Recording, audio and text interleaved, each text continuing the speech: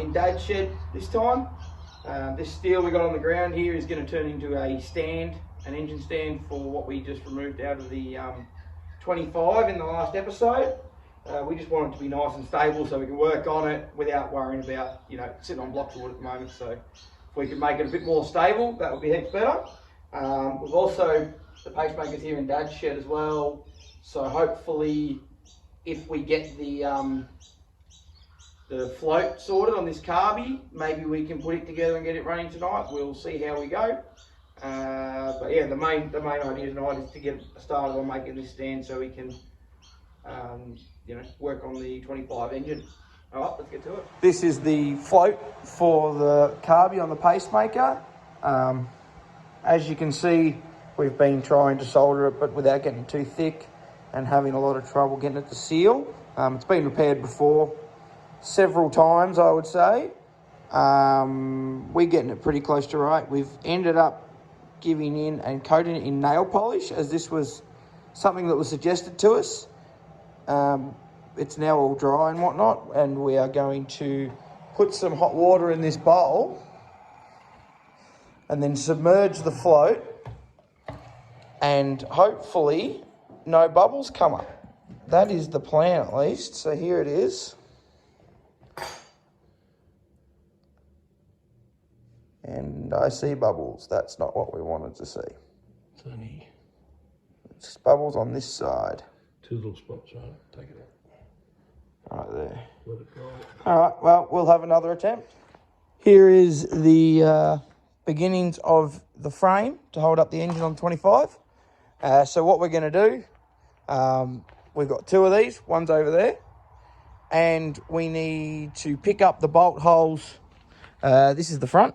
So this will pick up just 3 of the bolt holes on these that normally bolt into the U-frame. And obviously it'll just stand it up. They're about 600 high, gives a good height. And then the actual engine has a lip on the side of it that would once again normally sit on the U-frame of the tractor, of the chassis. So it will sit on top of here, bolts here to locate it. Once we bolt it onto the tractor, then we'll weld some cross pieces on just to stabilize it. And yeah, so that's the plan. We still do need to, if you have a look at the tractor, the actual pulley sinks down into here. Sinks into this area. So we're going to have to maybe put an extra bracing in here and cut a hole. Or potentially we will just actually cut a hole and let it sit in there, because it's probably not that big a deal. So anyway, that's the plan with the stand.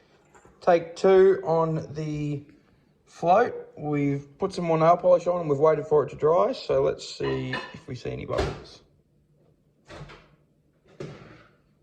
I think we're on the money. Oh, there's bubbles.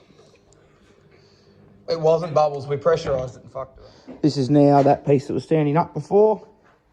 It'll be the section where we have to cut this piece out to get past the belt pulley as it slides through.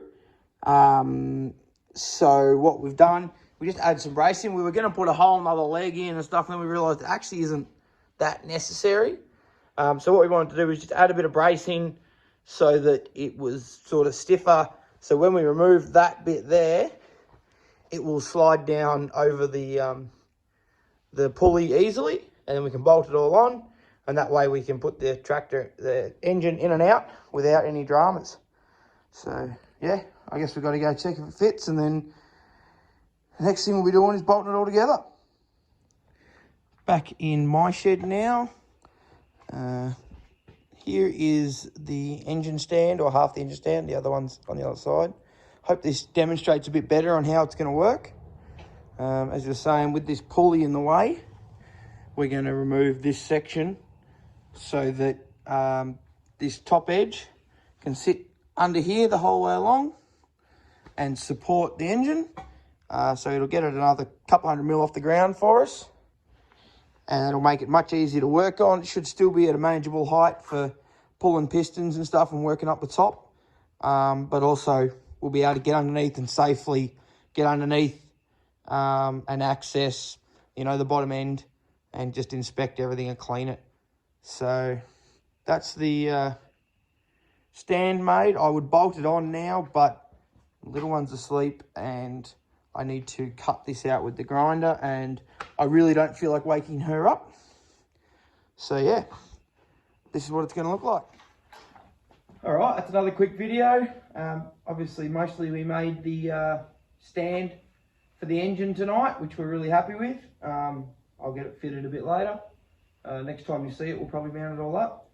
We also, as you saw, we were playing with the float for the carby in the pacemaker and unsuccessfully got it sealed up. We are looking into ways to make a new one. I know there is a few different options. We are actually thinking about 3D printing one. Don't know how that's going to come out. We'll look into that anyway. But yeah, so a little bit of progress on the pacemaker and a little more progress on this 25. Thanks guys, like, subscribe.